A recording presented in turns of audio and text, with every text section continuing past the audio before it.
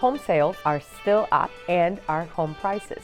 With the interest rates going higher, there is a lot of talk of what will be. Well, one, inventories will inch up, but not by much. According to some economists, the inventories are going to inch up a little bit probably in the coming year if we were to look at history, and history likes to repeat itself. In 2018, when interest rates in 1 year went from 3.8 to 4.9%, which was the highest rise in a decade, inventories increased up in 2019, and it took a little longer for properties to stay on the market before they went under contract. So economists are predicting that we are somewhat copycatting the same pattern. So when interest rates do go up, know that bubble is not going to burst. Prices are going to slow down, but economists are saying do not expect for prices to drop down. Additionally, they're also talking about the fact that when there is an inversion between short-term bond yields and long-term bond yields, and I'll tell you in a moment what this means, that is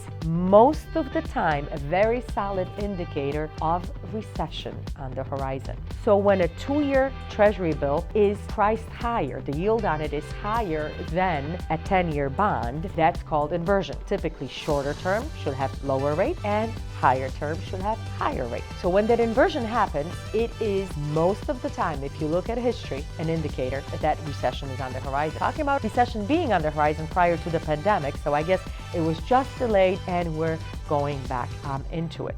Recession typically at the onset brings interest rates higher for mortgages, and then towards the end of it, interest rates dropping. So for those that are still on the fence and undecided if this is the time to buy now, capitalize on these prices still increasing, and if rates drop, we can refinance it once again. In other economic news, consumer price index showed that consumer inflation once again 0.8% higher in February at a 7.9 annualized level, which is the hottest number since 1982. It was at 8.4 at that time under the golden Reagan era, right? For those of us that may somewhat recall. The core consumer price index, which excludes the volatile energy and food prices, came in at 0.5% increase, an annual base 6.4% increase. Small businesses reported that inflation is the number one problem as their small business optimism index rose 7 points to 68%, which is a fresh,